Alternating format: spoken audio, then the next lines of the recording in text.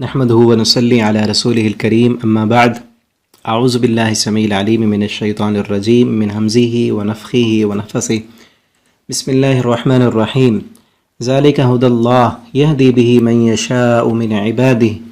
ولو أشركوا لحبط عنهم ما كانوا يعملون۔ پچھلے سبق میں ہم نے پڑھا تھا اللہ رب العالمین نے انبیاء کا ذکر کیا، ان کا تذکرہ کیا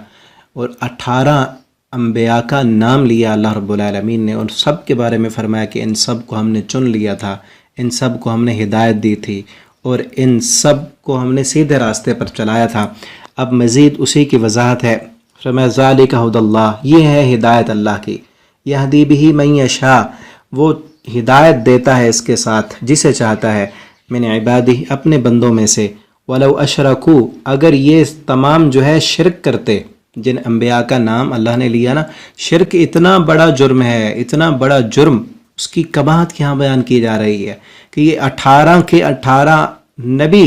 جن کا نام لیا، زکریہ علیہ السلام، یحییٰ علیہ السلام، عیسیٰ علیہ السلام، اسماعیل، یسع، یونس، لوط، اور ان کے آبا، ومن آبائہم وذریاتہم واخوانہم، اللہ فرماتے ہیں یہ سب بھی اگر شرک کرتے یا ان میں سے کوئی بھی شرک کرتا، لحبط، تو البتہ مٹا دیے جاتے، عنہم، ان سے، ما کانوا یعملون، جو وہ عمل کرتے تھے، ان کے پھر کسی نیکی کو نہ دیکھا جاتا، صرف ایک گناہ کی وجہ سے ان کی ساری نیکیاں، ان کی نبوتوں کے منصب اور ان نبوتوں کی محنتیں، کئی سالوں تک ایک ایک پیغمبر نے محنت کی، لوگوں کو اللہ کی طرف بلایا، لیکن اگر وہ بلانے والے خود، اللہ فرماتے اشرکو، اگر وہ شرک کر لیتے، لحبط عنہم ما کانوا یعملون، ان کی بھی زندگی کے سارے اعمال تباہ کر دیے جاتے، ختم کر دیے جاتے، مٹا دیے جاتے۔ اتنا بڑا جرم ہے شرک، کیونکہ مشرک جو ہے وہ اللہ میں نقص پیدا کرتا ہے، اللہ میں کمی پیدا کرتا ہے، یہ اللہ رب العالمین کی صفات وہ غیروں میں داخل کرنے کی کوشش کرتا ہے،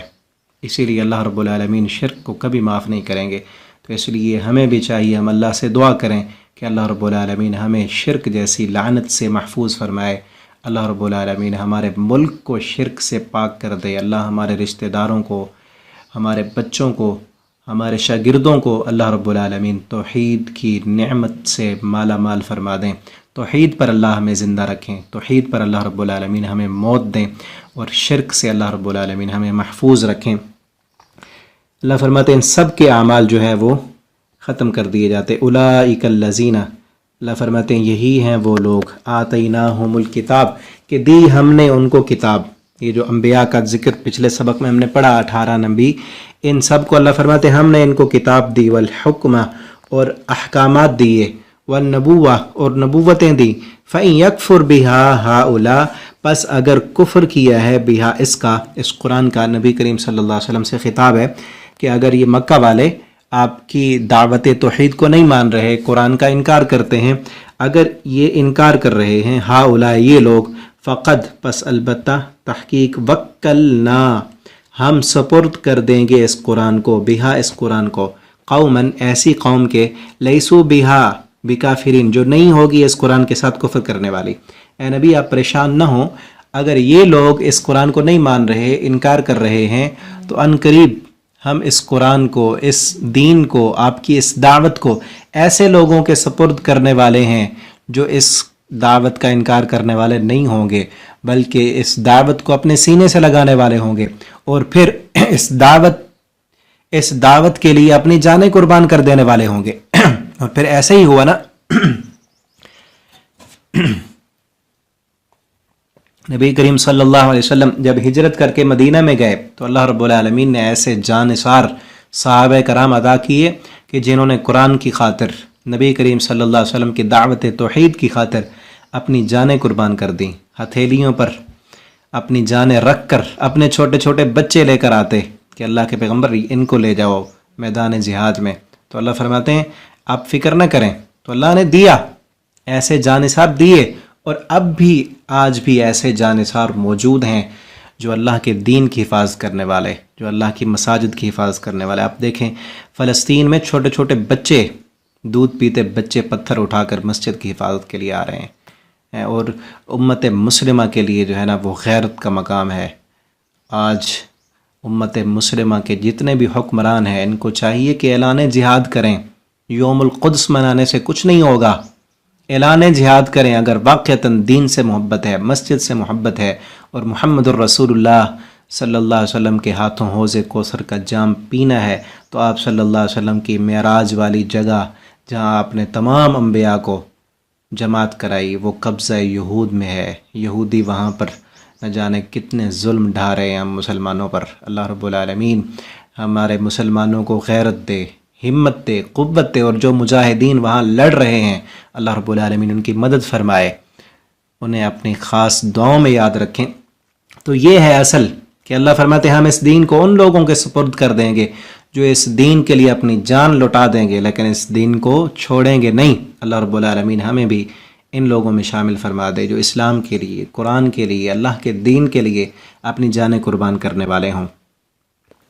اولئک الذین ھدی اللہ، اللہ فرماتے ہیں یہی ہیں وہ لوگ ھدی اللہ جن کو اللہ نے ہدایت دی.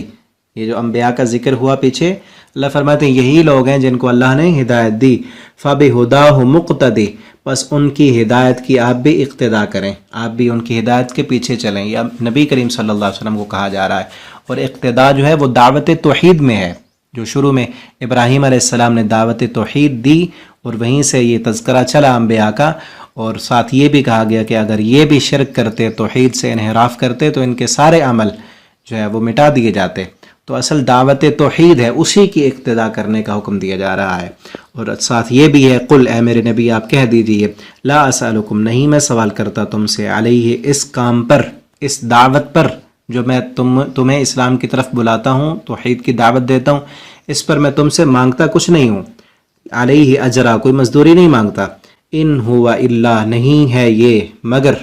ذکرہ، نصیحت، للعالمین، تمام جہان والوں کے لیے. جو تمام جہان والوں کے لیے نصیحت ہے اور اللہ نے مجھے اس نصیحت کو کرنے کے لیے، تم تک پہنچانے کے لیے اللہ نے چن لیا ہے، اور یہ بہت بڑے فضل اور شرف کی بات ہے. تو اس پر میں تم سے کسی قسم کی مزدوری نہیں مانگتا، میرا اجر اللہ کے ذمے ہے. اور قرآن میں کئی اور جگہ پر بھی ہے، تمام انبیاء نے جب دعوت دی اپنی قوموں کو یہی کہا، لا اسألکم علیہ اجرا، ہم تم سے اس کام کی کوئی مزدوری نہیں مانگتے، ہمارا اجر، ہمارا جو بدلہ ہے وہ اللہ رب العالمین نے عطا کرنا ہے. اللہ تعالیٰ سے دعا ہے اللہ تعالیٰ ہمیں قرآن کریم پڑھنے، سمجھنے اور اس کے مطابق اللہ ہمیں زندگی بسر کرنے کی توفیق عطا فرما دیں. السلام علیکم ورحمۃ اللہ وبرکاتہ.